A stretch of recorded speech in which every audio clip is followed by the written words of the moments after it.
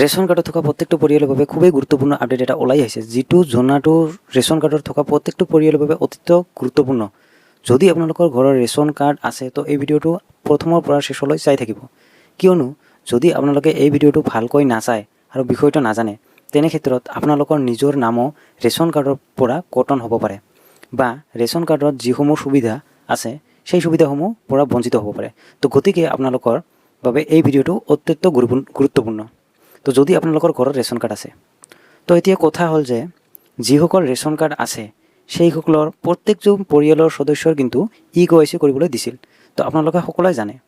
তো এই যি EKYC কৰা হ'ল তাৰে পৰা যদি কোনো সদস্যৰ নাম বা EKYC কৰা হোৱা নাই সেইসকল সদস্যৰ নাম চৰকাৰৰ তৰফৰ পৰা নিৰ্দেশনা দিছে যে এইসকল ভেৰিফিকেশ্যন কৰি দিয়ক অথবা EKYC কৰি দিয়ক, অন্যথা এইজন ব্যক্তিৰ নাম এই কেইদিনৰ ভিতৰত বা এটা সময়সীমা বান্ধি দিছে, সেই সময়ৰ ভিতৰত কিন্তু সেইজন ব্যক্তিৰ নাম কটন হৈ যাব পাৰে। তো ৰেচন কাৰ্ডৰ পৰা আৰু ৰেচন কাৰ্ডৰ যিসমূহ সুবিধা সেইসমূহৰ সুবিধা বন্ধ হৈ যাব পাৰে। তো গতিকে প্ৰথমতে চেক কৰি ল'ব যে আপোনালোকৰ ৰেচন কাৰ্ডত থকা প্ৰত্যেকজন সদস্যৰ EKYC কৰা আছেনে নাই। তো আপোনালোকে কেনেকৈ চেক কৰিব মই আজিৰ এইটো ভিডিঅ'ত প্ৰত্যেকটো প্ৰথমৰ পৰা শেষলৈ জনাই দিম। তো আপোনালোকে ভিডিঅ'টো সম্পূৰ্ণকৈ চাই থাকিব। আৰু যদি মোৰ চেনেলত কোনোবা নতুন হৈ আছে তো প্লিজ চেনেলটো ছাবস্ক্ৰাইব কৰিবলৈ পাহৰি নাযাব। আৰু যদি ভিডিঅ'টো ভাল লাগি থাকে তো প্লিজ ভিডিঅ'টো লাইক এটা কৰি দিব। তো বলক আমি প্ৰথমতে ভিডিঅ'টো আৰম্ভ কৰোঁ। আমি আহি পালোঁ মোবাইল স্ক্ৰীণলৈ অহাৰ কাৰণে এইটো আপুনি দেখিব পাৰিছে। তো এইটোৰ ভিডিঅ' মই এই ভিডিঅ'টোৰ ডিছক্ৰিপশ্যন মই লিংকটো দি থ'ম। আপুনি তাত ক্লিক কৰাৰ ৰিডাইৰেক্ট প্লে ষ্ট'ৰলৈ আহিব। তো আপুনি প্ৰথমতে এই এপছটো ডাউনলোড কৰি ল'ব। তো ডাউনলোড কৰি লোৱাৰ পিছত মোৰ ডাউনলোডে আছে, মই অ'পেন কৰি লৈছোঁ। তো এই এপছটো আপুনি অ'পেন কৰি ল'ব। ডাউনলোড কৰি অ'পেন কৰি ইয়াত এলাউ কৰিব দিছে, এলাউ কৰিব। তো এলাউ কৰাৰ পিছত এনেকুৱাকৈ অ'পেন হ'ব। তো এইটো অ'পেন হোৱাৰ পিছত ইয়াত আপুনি লেংগুৱেজটো চিলেক্ট কৰিব। তো মই এছামিজ, ইংলিছ, হিন্দী সকলো লেংগুৱেজে আছে। তো মই ইংলিছটো চিলেক্ট কৰি লৈছোঁ। তো চিলেক্ট কৰাৰ পিছত ইয়াত নেক্সট বুলি আছে, আপোনালোকে নিশ্চয় দেখিব পাৰিছে, নেক্সট কৰি লৈছোঁ। তাৰপিছত ইয়াত আপুনি চাব পাৰিছে মেৰা ৰেচন, ইয়াত গেট ষ্টাৰ্ট বুলি আছে, এইটো আপুনি ক্লিক কৰিব লাগিব। তো ক্লিক কৰাৰ পিছত ৰিডাইৰেক্ট আপোনাক এনেকুৱাকৈ পেজটো অ'পেন হ'ব। তো ইয়াত আপোনালোকে কৰিব লাগিব কি, তো ইয়াত আপোনালোকে ইণ্টাৰ ইয়ৰ আধাৰ নাম্বাৰ, তো আপোনালোকে যিজনৰ নামত ৰেচন কাৰ্ডখন তেওঁৰ আধাৰ নাম্বাৰটো ইয়াত বহুৱাব লাগিব। তো ৰেচন কাৰ্ড হোল্ডাৰৰ আধাৰ নাম্বাৰটো বহুৱাব। তো মই ইয়াত কেপচা এটা আছে, কেপচাটো ফিল কৰিব। তো মই প্ৰথমতে কেপচাটো ফিল কৰি লৈছোঁ।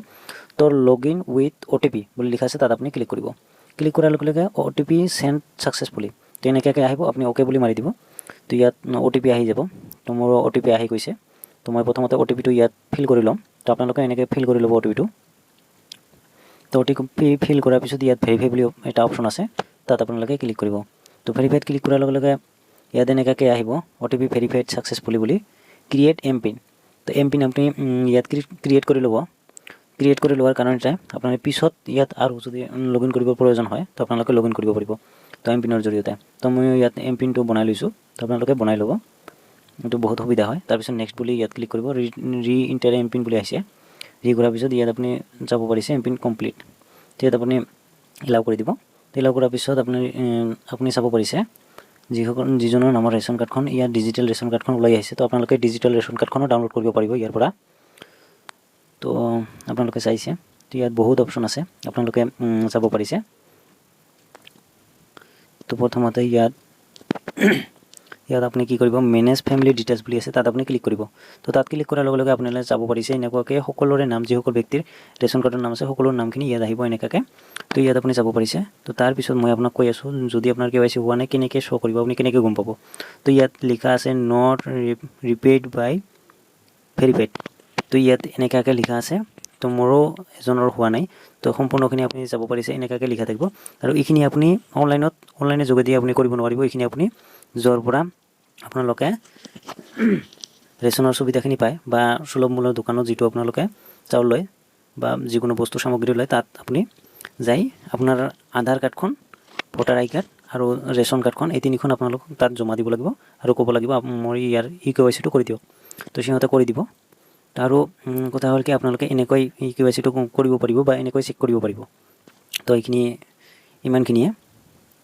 তো আৰু বাকী যিসকলৰ নাম আছে ইয়াত এক্টিভ বুলি লিখা থাকিব। তো আপুনি প্ৰত্যেকখিনি এনেকৈ চেক কৰিব পাৰিব। তো আৰু যদি কোনোবাৰ ভেৰিফাই হোৱা নাই তো এনেকৈ ভেৰিফাই কৰিব, কাৰণ অনলাইনত ভেৰিফাই নহয়। অনলাইনত EKYC কৰাৰ এতিয়ালৈকে ৱেবছাইট বা এতিয়ালৈকে কোনো সুবিধা কৰি উঠা নাই বা তোলা বনোৱা নাই তো আপোনালোকে ৰেচন কাৰ্ডখন আপোনাৰ য'ৰ পৰা লৈছে তাত কিবা কৰিব লাগিব আপোনালোকে আপডেটখিনি কৰাই ল'ব তো আৰু যদি কিবা প্ৰব্লেম হৈ থাকে মোৰ ভিডিঅ'ৰ কমেণ্টত জনাব মই তাৰ ওপৰতো ভিডিঅ' বনাই দিম তো আজিৰ ভিডিঅ'ত ইমানখিনিয়ে তো আশা কৰিছোঁ ভিডিঅ'টো ভাল লাগিছে যদি ভিডিঅ'টো ভাল লাগি থাকে তো ভিডিঅ'টো লাইক কৰিব আৰু যদি চেনেলত প্ৰথমবাৰ গৈছে তো প্লিজ চেনেলটো ছাবস্ক্ৰাইব কৰিবলৈ পাহৰি নাযাব তো আৰু ভিডিঅ'ত ইমানখিনি লগ পাম নেক্সট ভিডিঅ'ত তো বাই বাই